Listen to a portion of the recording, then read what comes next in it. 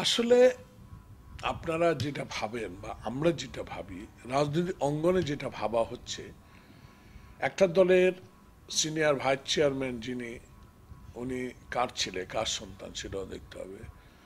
আমার মনে পড়ে আজ থেকে অনেক দিন আগে তারেক রহমানের সাথে আমি কয়েকটি সভা করার সৌভাগ্য হয়েছে। সেখানে উনি বলেছেন মাননীয় প্রধানমন্ত্রী বর্তমানে তার সন্তান জয়কে রাজনীতিতে আসার জন্য, এবং আসুন আমরা সবাই মিলে গণতন্ত্র রক্ষার রাজনীতি করি।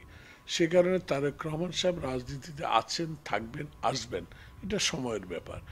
ওনার বিরুদ্ধে অনেকগুলো মামলা, যেগুলোতে ওনার এফআইআর ওনার নাম নাই, সেগুলোতে আবার অন্তর্ভুক্ত করে তার বিরুদ্ধে অভিযোগপত্র দেওয়া হচ্ছে। সেখানে আমি মনে করি তারেক রহমান এখন লন্ডনের চিকিৎসা অবস্থা আছেন, অনেকটুর চিকিৎসার অনেক দূর এগিয়ে গেছেন।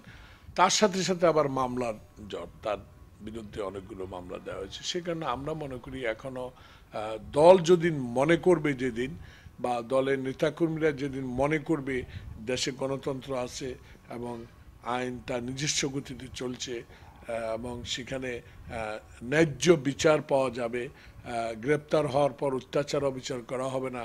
কারণ আমাদের ভয় একটাই, মইনি আহমদ সরকারের সময় তাকে গ্রেপ্তারের পরে একটা সুস্থ মানুষকে, একই সাথে আমি ওই কারাগারে ছিলাম, রিমান্ডে নেওয়া যাওয়ার পর তারপর 3 দিন পর এখানে তাকে স্ট্রেচারে করে আনতে হয়।